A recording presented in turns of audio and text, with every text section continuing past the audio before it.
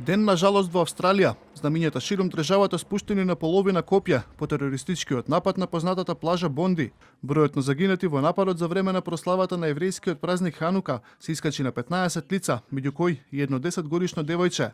Повеќе од 40 се хоспитализирани. Еден од најсмртоносните напади во Австралија во изминативе децении го извршија 50-годишен маж и неговиот 24-годишен син.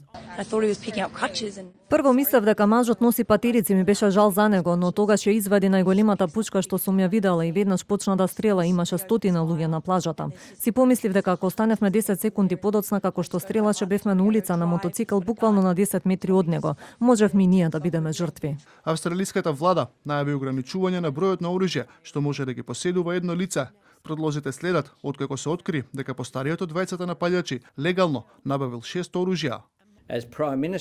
Владата е подготвена да преземе какви било мерки што се неопходни. Ова ја вклучува потребата од построги закони за оружје. Луѓето можат да се радикализираат со текот на времето. Дозволите не треба да бидат вечни. Во меѓувреме, Израелскиот национален совет за безбедност издаде ново предупредување, барајќи од израелците во странство да бидат повнимателни по нападот за време на прославите на Ханука во Сиднеј. Предходните искуства покажуваат дека се можни инциденти во кои поддржувачите на тероризмот би можеле да бидат инспирирани од овој напад.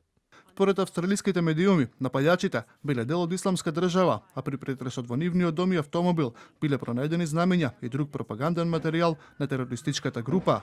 Еден од нападачите од претходни бил познат на австралиските безбедносни служби. Во 2019 година бил под истрага поради можна поврзаност со терористички групи, но по направената проценка било утврдено дека нема индикации дека представува моментална закана или пак дека ќе се радикализираа.